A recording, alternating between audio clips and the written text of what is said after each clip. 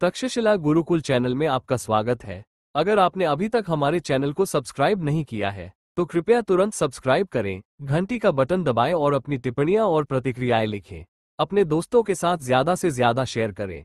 हम ऑनलाइन कुंडलिनी राजयोग दीक्षा और 6 महीने में कुंडली सक्रियण प्रदान करते हैं। कुंडलिनी राजयोग में हम क्या सिखाते हैं?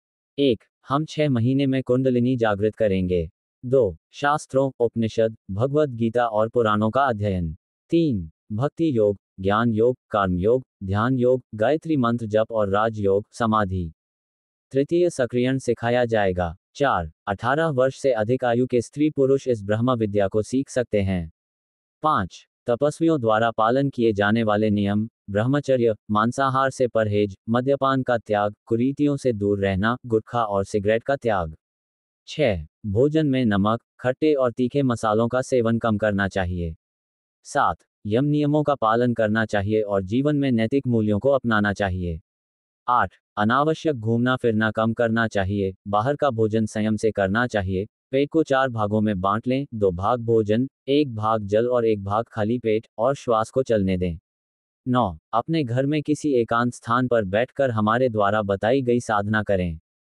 साधना का समय ब्राह्मी मुहूर्त में सुबह 4 बजे, शाम को गोधूली बेला में मूर्ति साधना इस समय 6 से 7:30 बजे तक करनी चाहिए। 10. हमारी साधना करने की विधि। साधना के लिए सुबह 4 बजे उठना चाहिए, अपना चेहरा धोना चाहिए, पूर्व या उत्तर दिशा की ओर मुख करके बैठना चाहिए, पद्मासन या सिद्धासन या सरलासन करना चाहिए और अपने शरीर को सीधा रखना चाहिए।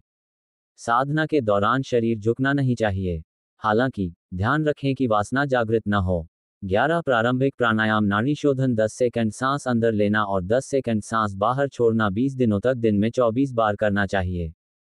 फिर 5 चरण हैं जो दीक्षा के बाद दिए जाएंगे। 12. इस साधना में होने वाले अनुभव।